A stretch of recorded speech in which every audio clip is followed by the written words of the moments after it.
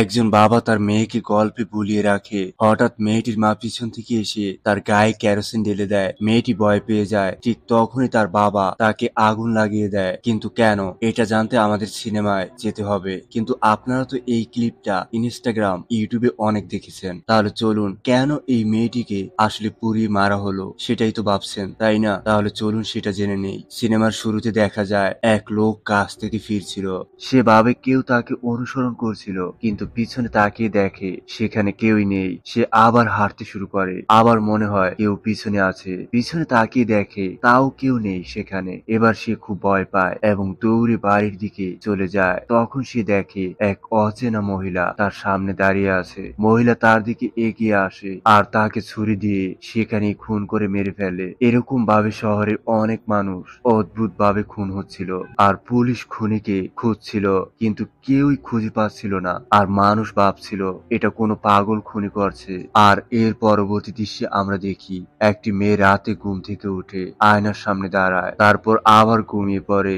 এরপরেই দেখা যায় দুই পুলিশ অফিসার ডিউটি শেষ করে বাড়ি ফিরছিল। তারাও ভাবে কেউ তাদের পিছনে আছে, কিন্তু তারাও কিছু দেখে না। একজন পুলিশ বলল চলো, কিন্তু তারা থেমে যায়। ওরা দেখে একজন বাচ্চা ছেলেকে সামনে দাঁড়িয়ে থাকতে, আর এতে একজন পুলিশ বাচ্চার কাছে এগিয়ে যায়। আর তখন বাচ্চাটি তার মাথায় কিছু একটা মেরে ফেলে দেয়। পিছনে থাকা পুলিশকেও কেউ এসে মেরে ফেলে। আর এই ঘরে দিনে ঝগড়া হয়, আর রাতে মেয়েটি আবার আয়নার সামনে গিয়ে দাঁড়ায়। পরিবারের লোকজন শব্দ শুনে বুঝতে পারে মেয়েটি আলমারির ভিতরে বসে আছে। তারা অবাক হয়ে যায়। পরদিন মেয়েটি তার প্রেমিকের সঙ্গে একটি পুকুরে ঘুরতে যায়। ছেলেটি জোর করে তাকে পুকুরে নামায়। মেয়েটি পানিতে নামতেই অনেক অদ্ভুত হাত তার দিকে আসে, যেন তাকে টেনে নিচ্ছিল, কিন্তু ছেলেটি কিছুই দেখে না। মেয়েটি ভয় পায়, চিৎকার করতে চায়, কিন্তু তার গলাও বন্ধ হয়ে যায়। যদি তোমার সাথে এমন ঘটনা না ঘটে তাহলে অবশ্যই ভিডিওতে লাইক করো। দেখা যায় প্রতিদিন রাতে মেয়েটির অদ্ভুত ব্যবহার দেখা যায়। আজ সে নিজের মাথায় ঘুরিয়ে নেয়। তার বাবা বুঝতে পারে কিছু তো একটা সমস্যা হচ্ছে, তাই মেয়েটির বাবা তাকে ডাক্তারের কাছে নিয়ে যায়, কিন্তু ডাক্তার সব সময় নার্সের দিকে তাকিয়ে থাকে। বাবার কথায় কোনো কানই দেয় না। নার্সও ডাক্তারকে ইশারায় ডাকে, যেন কিছু একটা গোপন ইচ্ছা আছে ওদের। কে জানে সে কি চায়। মেয়েটি আর তার বাবা বাড়ি ফেরার সময় এক সাধু হঠাৎ মেয়েটিকে চাবুক দিয়ে মারে। মেয়েটির মাথা ঘুরে যায়, কিন্তু বাবা একটা ধাক্কা দিয়ে তাকে জাগিয়ে তোলে। আর তখন বোঝা যায় আসলে ওটা মেয়েটির একটা কল্পনা ছিল। পরদিন মেয়েটি আবার সেই হাসপাতালে যায়। এবার সে নার্সের দিকে খারাপ দৃষ্টিতে তাকায়। নার্স অবাক হয়ে যায়। তারপর সেই ডাক্তার আসে। মেয়েটি তাকেও খারাপ ভাবে দেখতে থাকে। ডাক্তার যখন ইনজেকশন দিতে যায়, মেয়েটি চিৎকার করে তার বাবাকে ডাকে এবং বলে ডাক্তার আমাকে বিরক্ত করছে। বাবা রেগে গিয়ে অন্য কিছু ভেবে ডাক্তারকে মারতে শুরু করে। এবার মেয়েটির আচরণ বদলে যায়। সে তার মাকে নাম ধরে ডাকে আর বলে আমার জন্য কফি নিয়ে এসো। দাদি আর মা এটা শুনে খুব অবাক হয়ে যায়। তারপর বাবা আসে, কিন্তু মেয়েটি তার সামনে মাকে গালি দেয়। বাবা আবার মেয়েকে স্বাভাবিক করে তোলে। হুঁশ ফিরলে মেয়েটি বলে আমি কি করলাম, সবাই আমাকে কেন দেখছো? আসলে মেয়েটি জানেই না তার সঙ্গে কি হচ্ছে। তারপর বাবা বন্ধুদের সব কথা বলে। তখনই মেয়েটি সেখানে এসে বলে এই বুড়ু, আমি জানি তুই আমাকে কল্পনা করে নিজের হাতে বাজে কাজ করিস। বাবা এসব শুনে হতবাক হয়ে যায়। মেয়েকে থামাতে চায়, কিন্তু মেয়ে বুড়ুকে মারতে শুরু করে। বাবা আর বুঝতে পারে না যে সে কি করবে, তাই সে মেয়েকে এক তান্ত্রিকের কাছে নিয়ে যায়। কিন্তু তান্ত্রিক তো দেখা মাত্রই মেয়েকে চপ্পল দিয়ে মারতে শুরু করে। বাবা আটকানোর অনেক চেষ্টা করে। অবশেষে বাবা মেয়েকে নিয়ে সেখান থেকে চলে যায়। তারপর দেখা যায় সেই বুড়ু শহর ছেড়ে গ্রামের দিকে যাচ্ছে। পথে তার মনে হয় কেউ তাকে ডাকছিল। পিছনে তাকায়, কিন্তু কেউ নেই।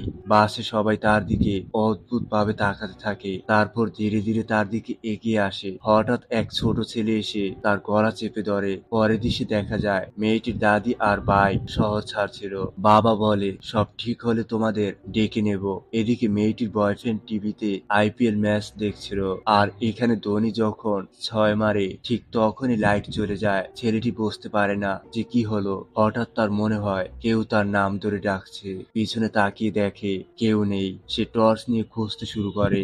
তখনই হঠাৎ এক মেয়ে সাদা কাপড়ে ঢাকা অবস্থায় সামনে আসে। সে কাপড়টা সরালে নিচে কেউ ছিল না। সে ভয় পেয়ে দৌড়ে পালাতে যায়, কিন্তু আবারও তার সামনে কিছু অদ্ভুত ঘটনা ঘটে। ছেলেটি পালাতে গিয়ে কিছুতে ধাক্কা খেয়ে নিচে পড়ে যায়।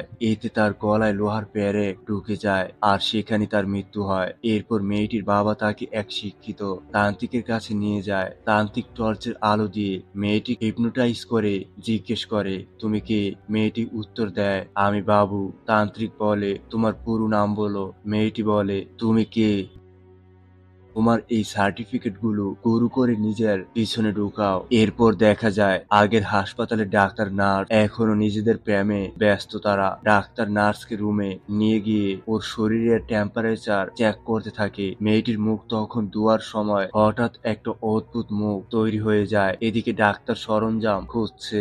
নার্স এসে গলায় ঝাঁপিয়ে পড়ে ও ডাক্তারের পিঠে কিছু একটা ঢুকিয়ে দেয়। ডাক্তারও পাল্টা নার্সের পিঠে কিছু একটা মারে, কিন্তু ওরা নিজের ইচ্ছায় কিছুই করেনি। কেউ যেন ওদের দিয়ে সেটা করিয়েছে, আর দুজনই সেখানে মারা যায়। পরদিন খবর আসে এক ডাক্তার ও নার্স একে অপরকে মেরে ফেলেছে। মেয়েটির বাবা খুব অবাক হয়, কিন্তু মেয়েটি বলে, ওদের আমি মেরেছি। বাবা পুলিশ স্টেশনে গিয়ে বলে, আমি জানি শহরে কে খুন করছে। পুলিশ অফিসার ভাবে সে পাগল, তাকে বের করে দেয়। তখন সে এমন কিছু বলে যা এখনো মিডিয়ায় জানানো হয়নি। পুলিশ অফিসার অবাক হয়ে যায়, ভাবে এটা জানলো কিভাবে। পুলিশ অফিসার মেয়েটির বাড়ি যায়। মেয়েটি তখন ছেলের গলায় কথা বলে, আমাকে ভুলে গেছো, আমি বাবু। আসলে যেটা মেয়েটির বাবা থানায় গিয়ে এই বাবুর কথাই পুলিশ অফিসারকে বলছিল। আর এটা শুনে পুলিশ ভয় পেয়ে স্টেশনে আবার ফিরে যায়। মেয়েটির মধ্যে এখন বাবু নামের এক ভয়ঙ্কর খুনির আত্মা আছে। সে বলে, 2 বছর আগে এই পুলিশ আমাকে মেরে ফেলেছিল। তখন থেকে আমি ঘুরে বেড়াচ্ছিলাম। এখন তোমার মেয়ের শরীর পেয়ে গেছি। এখানে আমার খুব ভালো লাগছে। এরপর দেখানো হয় সেই তান্ত্রিক যার মা মারা যাচ্ছিল। হঠাৎ মেয়েটির বাবার ফোন পায়। সে বলে, আমার মেয়ের সঙ্গে খারাপ কিছু হচ্ছে, তাড়াতাড়ি এসো। তান্ত্রিক মেয়েটির হাত ধরতেই সে বলে, আমাকে বাঁচাও, আমি মরতে চাই না। মেয়েটি হুবহু তার মায়ের গলায় কথা বলে, আর তান্ত্রিক এতে ভয় পেয়ে পালিয়ে যায়, কারণ তার মা মরণ অবস্থায় ছিল। এটা ভেবেই সে চলে যায়। পুলিশ অফিসার আবার থানায় ফিরে আসে, বড় অফিসারের সঙ্গে দেখা করে, বলে, 2 বছর আগে আমি বাবু নামের এক খুনিকে মেরেছিলাম, আর এখন তার আত্মা একটা মেয়েটির মধ্যে ঢুকে শহরে খুন করছে। বড় অফিসার পুলিশ অফিসারের কথা বিশ্বাস করে না, ভাবে হয়তো কিছু কাজের চাপেই তার মাথা খারাপ হয়ে গেছে। তাকে তান্ত্রিক দেখাতে বলে। যখন পুলিশ অফিসার বাড়ি ফেরে, তার স্ত্রী তার সাথে ঝগড়া শুরু করে, কারণ তার অন্য এক মেয়ের সঙ্গে সম্পর্ক ছিল। কিন্তু সে তার স্ত্রীর কথায় না গিয়ে শুধু বাবুর আত্মা ঢোকার ঘটনাটা বলতে থাকে।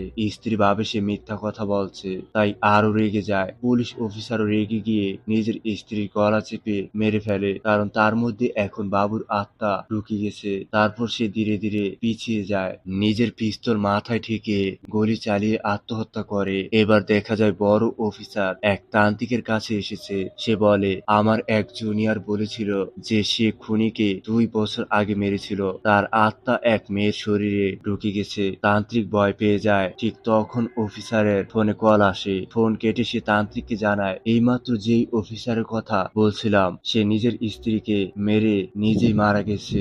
এতে সবাই অবাক হয়ে যায়, আর তারা মেয়েটির বাড়িতে যায়। মেয়েটি যার শরীরে বাবুর আত্মা আছে পুলিশ কমিশনারকে ভয়ঙ্কর কথা বলে, সব খুন আমি করাচ্ছি, তুমি কিছু করতে পারবে না। আমাকে মারতে হলে এই মেয়েটিকে আগে মারতে হবে। তখন সবাই প্রথমে দেখা সেই দেশি তান্ত্রিকের কাছে যায়। সে কিছু বলার চেষ্টা করে, কিন্তু হঠাৎ তার শরীর কাঁপতে থাকে, যেন কেউ তাকে মেরে ফেলতে চাইছে। তার শরীর বাঁকা হয়ে যায়, তারপর হাওয়ায় ভেসে ওঠে, পরে সজোরে মাটিতে পড়ে যায়, আর সেখানে তার মৃত্যু হয়। সবাই তখন গাড়িতে ফেরে। তখন তান্ত্রিক দেবু বলে, এখন একটাই উপায় আছে, তোমার মেয়েকে মারতে হবে। মেয়েটির বাবা রেগে গিয়ে তাকে মারতে যায়। তখন দেবু বলে, আমরা জানি সে তোমার মেয়ে, কিন্তু যতক্ষণ না ও মারা যাচ্ছে এই আত্মা অন্যদের মেরে ফেলবে। এখন ওর ভবিষ্যৎ নেই, আত্মা ওকে ছাড়বে না। অবশেষে বাবা অনেক কষ্টে রাজি হয় মেয়েকে মারতে। বাড়ি ফিরে বাবু আত্মা মেয়েটির মধ্য থেকে বলে, তোমরা তান্ত্রিকের কাছে গিয়েছিলে,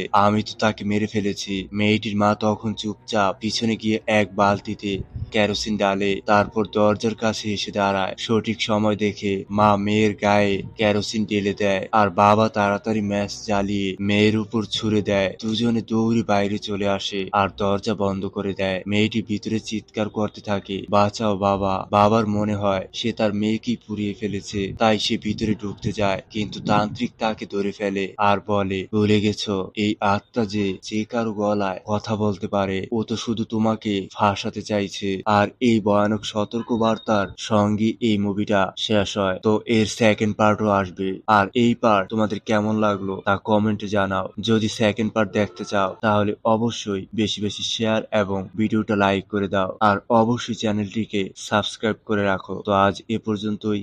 আল্লাহ হাফেজ।